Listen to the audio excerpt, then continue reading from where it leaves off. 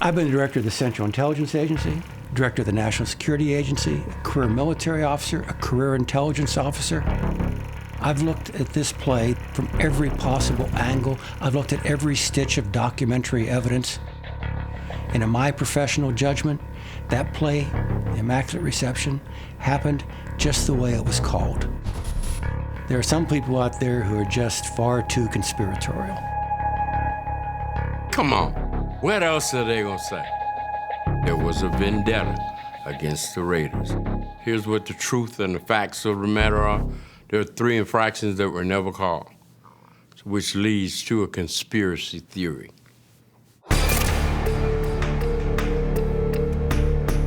The story that needs to be unraveled, if it ever can be, is the story from Frenchie Fuqua. Did it touch him or didn't it touch him? And only he knows. The question, Frenchie, did you touch the ball?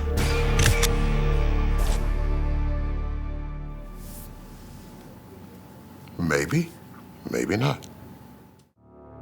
He was knocked into the ball.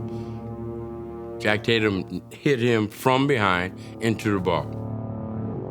I saw it with my own eyes. I saw Jack Tatum hit Fuqua right in the back. I saw the whiplash. I definitely hit Fuqua. That, I think, has been proven to be wrong. Films clearly show that the ball was off of Tatum's body, not off of Frenchie's. Did Jack Tatum hit the ball? Did he hit the ball at all? And clearly it showed that he did not. It hit Frankie's shoulder pad and bounced off of that. If you look at the tape, Frenchie's like this. Frenchie's hands went out like this to catch the ball. There's no way with his hands stretched out, it didn't hit your hands and bounce back 20 feet or whatever it did. Pull out the micrometer as to, whose hand or shoulder pad or helmet touched it. It's impossible to do. I would turn it on its head. When you look at it again and again, in no way do those films give conclusive evidence that Fuqua was the only one to touch the ball. If Tatum hits it before or after Frenchie does, it's good. Let's be honest. We never see the bottom tip of the ball. We never see the bottom half of the ball and whether or not it touches the turf. That seems to be the most legitimate conspiracy theory objection. And I asked Franco about it. Franco's been asked about it a lot. And Franco doesn't give a straight answer. Did the ball hit the ground before you plucked it out of the air? I can't say. From the time Bradshaw threw the ball, it was like I lost all sense of consciousness. Before I knew it, I'm up and running. Before that, everything is just a blur. Franco's a good ball player, don't get me wrong. I'm not knocking him. He knew what had happened. He knew he cut the ball off the ground. I saw it from an angle from across the field. The tip of the ball touched the ground. He trapped it. More than likely, because Franco doesn't speak, he probably trapped it on the ground. Nobody will ever say, Frenchie won't say, and Franco won't say, and I understand it's one of the greatest plays in the history of the sport. As long as we all sit here and say, well, did they touch it? Did they trap it? Then that keeps it going. No, I saw that. Franco made a great catch. He got it in stride. You didn't see the effect of the ground on the ball. And the way Franco got it, it just seems as if it had been a continuous play.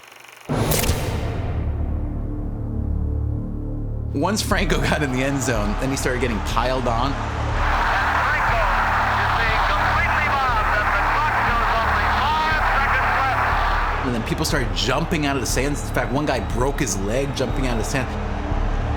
It was a total mob scene. I think, if I recall, you never actually see a touchdown sign. Humankind does not have the ability to reverse that kind of thing. There is a very, very tough security situation here. Huge discussion going on down in the end zone. Enraged fans fearing that the touchdown might be disallowed are out on the sidelines. Oh, it was absolute mayhem. And given the absolute, I believe, fear that was in the hearts of the officials, I don't think they were going to change their decision. I know for a fact that those officials knew that that play was not a legal play.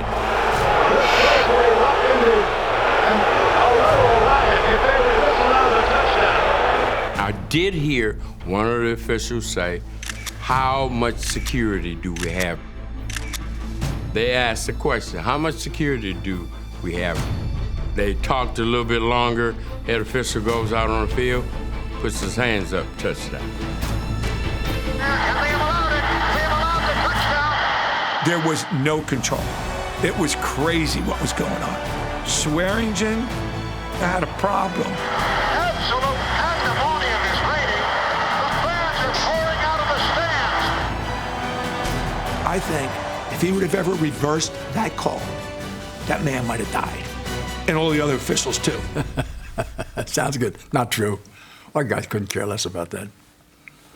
No, absolutely not. Look at Gerber frame 325. That'll tell you all you need to know. Look at McMakin's head. You can't see his head because it's around in my back. I was clipped. We totally got screwed. I was definite clip. Fred Swearing and his group, they had no clue what was going on. They were afraid to throw flags at that time in the game. The Raiders are protesting something, but it's to no avail. If it wasn't for that clip, I think I make that play, and we have no Immaculate reception. No, it's always been clear in my memory that it was a clean block, the head and shoulders in front. That's why I call it the magnificent obstruction. I feel like, you know, that's a pretty good name for the block. That was no Immaculate obstruction. That was an Immaculate clip. I do think it's puzzling that he feels like it was a clip from behind. Well, if you look at Gerber frame 325, you can tell that my head and shoulders are plainly visible, you know, in front of Phil.